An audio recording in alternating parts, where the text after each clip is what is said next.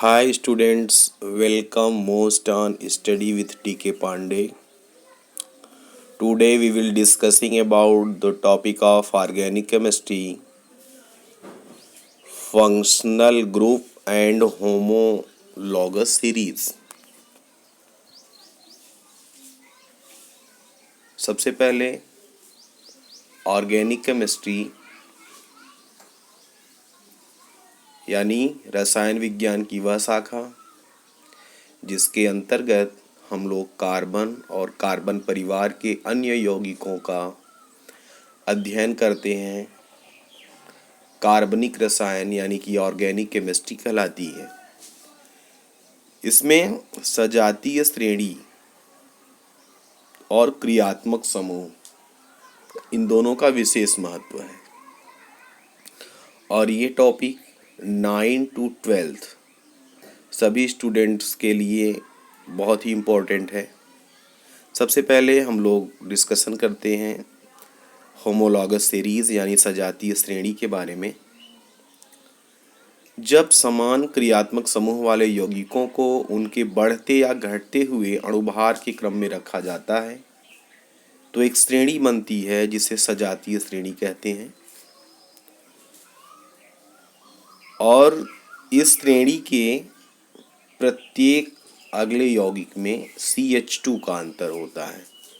जैसे एग्जाम्पल के लिए हम लोग एल्कोहल की सजातीय श्रेणी अगर ले लें, मेथिल एल्कोहल इसका सूत्र है CH3OH, ethyl alcohol C2H5OH, propyl alcohol C3H7OH।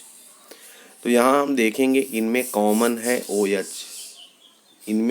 है OH और प्रत्येक यौगिक में अगले यौगिक में CH2 का अंतर है।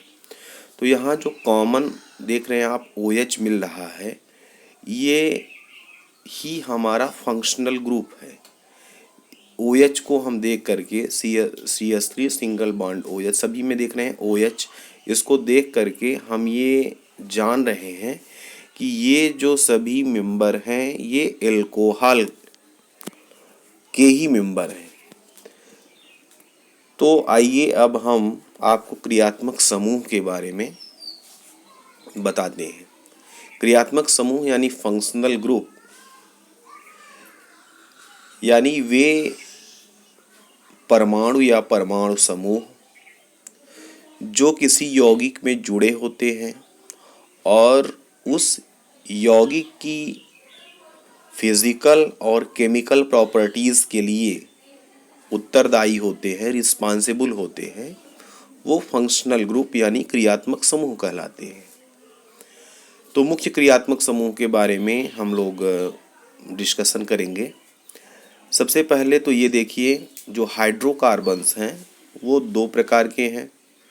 हाइड्रोकार्बन्स मीन्स हाइड्रोजन और कार्बन मिल करके जो कंपाउंड्स जो यौगिक बनाते हैं वो हाइड्रोकार्बन कहलाते हैं। तो हाइड्रोकार्बन को दो भागों में डिवाइड किया गया है। संतृप्त हाइड्रोकार्बन यानी सैचुरेटेड हाइड्रोकार्बन, जिसके अंतर्गत एल्केनें आती हैं, यानी वे कार्बनिक यौगिक जिनमें कार्बन कार्बन के बीच केवल सिंगल बॉन्ड ही होता है, ये एल्केनें कहलाती हैं। और दूसरा है अनसैचुरेटेड हाइड्रोकार्बन यानी असंतृप्त हाइड्रोकार्बन, इनमें द्विबंध युक्त यौगिक यानी एल्कीन और त्रिबंध युक्त यौगिक यानी एल्काइन आती हैं। तो हाइड्रोकार्बन में हमने आपको बताया कि दो पार्ट है, संतृप्त हाइड्रोकार्बन, एल्केने, इनका क्रियात्मक समूह है कार्बन कार्बन के बीच सिंगल बॉन्ड है। इनके एग्जाम्पल्स हैं मेथेन, एथेन, प्रोपेन। इनका फार्मूला है CH4, C2H6, C3H8 and so on. इसके बाद असंतृप्त हाइड्रोकार्बन यानी कार्बन कार्बन के बीच डबल बॉन्ड होगा या अथवा कार्बन कार्बन के बीच ट्रिपल बॉन्ड होगा। इसमें आपका आ गया ethylene CH2 double bond CH2, acetylene CH triple bond CH। अगले क्रम में एल्किल हैलाइड यानी इनके क्रियात्मक समूह होते हैं हैलोजन। हैलोजन जो है ये 17वें वर्ग में रखे गए हैं। उसमें आता है फ्लोरीन, क्लोरीन, ब्रोमीन व आयोडीन। और एग्जाम्पल में देख लीजिए, methyl chloride CH3Cl, ethyl iodide C2H5I, ethyl bromide C2H5Br। इसके बाद हम आ जाते हैं एल्कोहल। इसका क्रियात्मक समूह है hydroxy, single bond OH। Example है CH3OH, methyl alcohol, C2H5OH, ethyl alcohol. अगले क्रम में है ईथर। ईथर का क्रियात्मक समूह है R, single bond O, single bond R dash. Means R यहाँ जो है वो एल्किल समूह है, यानी जब हम एल्केनों से यानी संतृप्त हाइड्रोकार्बन से एक हाइड्रोजन विस्थापित कर दें तो जो समूह बचता है वो एल्किल समूह कहलाता है। जैसे CH4 है, इससे अगर हम एक हाइड्रोजन विस्थापित कर दें तो CH3 बचेगा। CH4 का नाम है मेथेन, और जो CH3 बचेगा वो मेथिल होगा, यानी एल्किल समूह होगा। एल्कोहल में हाइड्रॉक्सी ग्रुप लगता है, सिंगल बॉन्ड OH। इसका एग्जाम्पल है methyl alcohol, ethyl alcohol, CH3OH, C2H5OH। ये बता ही चुके थे आपको। ईथर बता रहे थे। ईथर में यानी R, single bond O, single bond R dash, यानी इसका नाम जो है जहाँ R और R डैश है यहाँ समान प्रतिस्थापी लग सकता है अथवा असमान प्रतिस्थापी भी लग सकता है। जैसे C2H5 single bond O, single bond C2H5, दोनों तरफ C2H5 लगा हुआ है, यानी ये सममित ईथर है। इसका नाम है डाईएथिल ईथर। अगर ये दोनों तरफ समान जो है समूह लगे होंगे तो वो सममित ईथर कहलाएगा, और अलग अलग लगे होंगे तो असममित ईथर होगा। इसके बारे में आगे डिस्कशन करेंगे हम लोग। एल्डिहाइड है। एल्डिहाइड का जो क्रियात्मक समूह है सिंगल बॉन्ड CHO है। एग्जाम्पल है CH3CHO यानी एसिटाल्डिहाइड, और HCHO फॉर्मेल्डिहाइड। अगले क्रम में कीटोन है, इसे कार्बोनिल समूह भी कहते हैं। इसका समूह है C। कार्बन जो होगा डबल बॉन्ड से अन्य प्रतिस्थापी से जुड़ा होगा, आगे C डबल बॉन्ड O होगा। एग्जाम्पल है CH3 single bond C double bond O, single bond CH3। ये कीटो समूह होता है। फिर हम चलते हैं कार्बोक्सिलिक।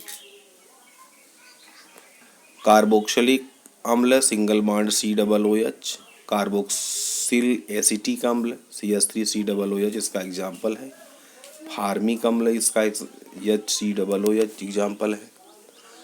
अगले क्रम में आते हैं ester. R single bond C, single bond OR। Ethyl acetate यानी इसका एग्जाम्पल है CH3COOC2H5। अगले क्रम में आते हैं एमाइड। एमाइड जो है सिंगल बॉन्ड CONH2 है, इसका एग्जाम्पल है एसिटेमाइड CH3CONH2। 10वें पे एल्किल साइनाइड, ये साइनो समूह है, सिंगल बॉन्ड CN, इसका एग्जाम्पल है मेथिल साइनाइड CH3CN। 11वें क्रम पे एल्किल आइसोसाइनाइड। आइसोसाइनो यानी जब ये सिंगल बॉन्ड CN रहेगा तो साइनो रहेगा, जब सिंगल बॉन्ड NC हो जाएगा यानी नाइट्रोजन से प्रतिस्थापी जुड़ेंगे तब ये आइसोसाइनो हो जाएगा, यानी मेथिल आइसोसाइनाइड CH3NC इसका एग्जाम्पल है। अगले क्रम में एल्किल एमीन, इसका जो क्रियात्मक समूह है वो है सिंगल बॉन्ड NO2 यानी नाइट्रो समूह है, इसका एग्जाम्पल है नाइट्रोएथेन C2H5NO2 और नाइट्रोमेथेन CH3NO2। अगले क्रम में है आइसोसाइनाइड यौगिक, यानी जो आइसोसाइनाइड अभी 11वें क्रम में आपको बताए थे, यानी जब नाइट्रोजन से कंपाउंड जुड़ता है, प्रतिस्थापी जुड़ता है तो आइसो साइनो होता है यानी आइसोसाइनाइड होता है। और एल्किल आइसोसाइनाइड और आइसोसाइनाइड में देखिए ये अंतर है। आइसोसाइनो यानी एल्किल आइसोसाइनाइड में नाइट्रोजन से ही प्रतिस्थापी जोड़ते हैं, लेकिन यहाँ पे आइसोसाइनाइड यौगिकों में नाइट्रोजन और कार्बन दोनों तरफ प्रतिस्थापी जुड़ सकते हैं। इसका एग्जाम्पल है C2H5NC ethyl isocyanide. Thank you.